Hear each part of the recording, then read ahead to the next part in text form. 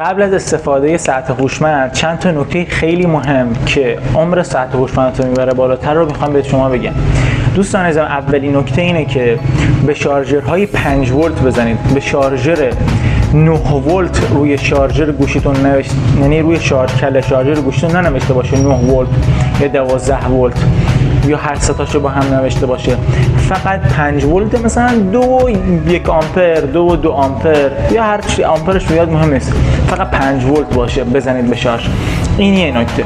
دومین نکته اینه که حتما اگه ساعت هوشمندتون یه گلس خوب بزنید، چون صفحه LCD هاشون نیست دیگه، ممکنه حالا بشکنه و دیگه به هیچ دردی نخوره، با اینکه ساعت‌بردش باتریاش کاملا سالم هستن. پس گلس رو فراموش نکنید.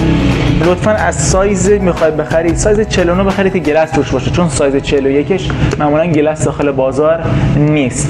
سومین نکته اینه که